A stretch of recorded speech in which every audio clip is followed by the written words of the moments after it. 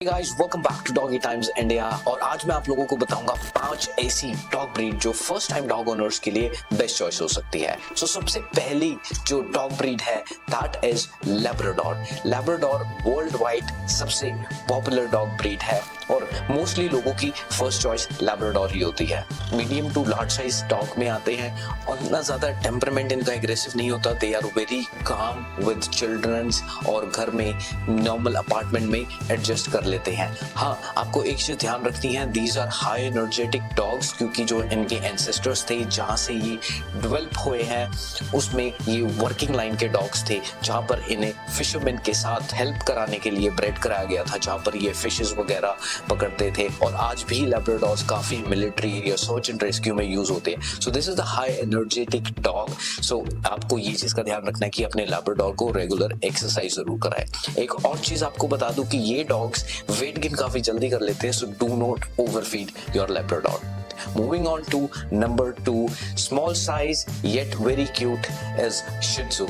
Shih Tzus आजकल के time पर इंडिया में काफी ज्यादा लोग रखना प्रेफर कर रहे हैं एंड Shih Tzu एक easy to carry डॉग है। अगर आप ट्रैवल ज्यादा करते हो and you don't have time तो Shih Tzus को कैरी करना इजी हो जाता है। इनकी मेंटेनेंस सिर्फ आती है इनके बालों की। You need to groom them regularly. इनके बालों का, इनके कोट का बहुत ध्यान रखना पड़ता है।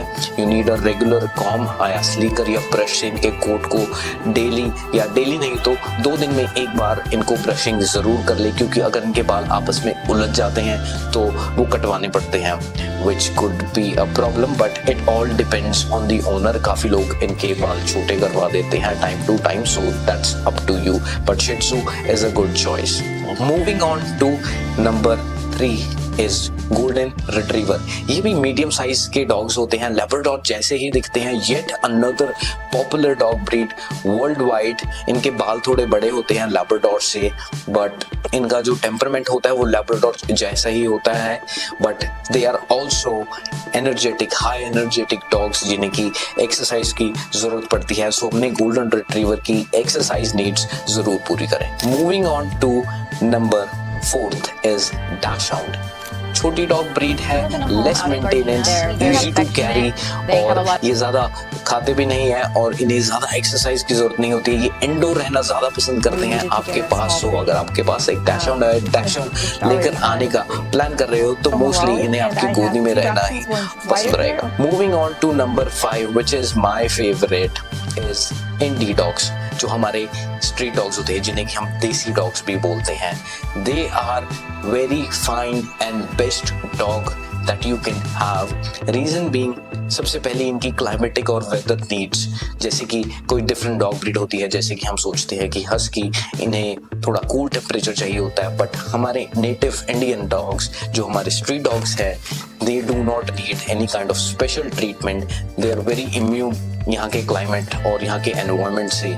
सो it could be a best choice. And सबसे इम्पोर्टेंट कि आपका कोई पैसा नहीं लग रहा है, you are not going to pay anyone for this dog. आपको किसी ब्रीडर के पास जाने की जरूरत नहीं है। यू कैन लुक फॉर, आपके आसपास आपको बहुत सारे ऐसे बच्चे या बेबीज मिल जाएंगे जिन्हें एक फैमिली की जरूरत है and you are doing a good deed. किसी को एक फैमिली मिल जाएगी। So it's a win win situation for all of us. So I would strongly recommend and suggest you to adopt an indie dog as well. So guys, ये तो थी 5 ऐसी dog breeds जिन्हें कि आप first time dog owners रख सकते हो with very less maintenance. And अगर आप और dog breeds के बारे में जानना चाहते हो, different dog breeds के बारे में information, जैसे कि कभी first time dog owners होते हैं they don't know कि किस dog breed की किस type की physical और mental requirement है। So every dog breed is different and they need different environment to live. इनको अलग अलग type में इनकी care होती है।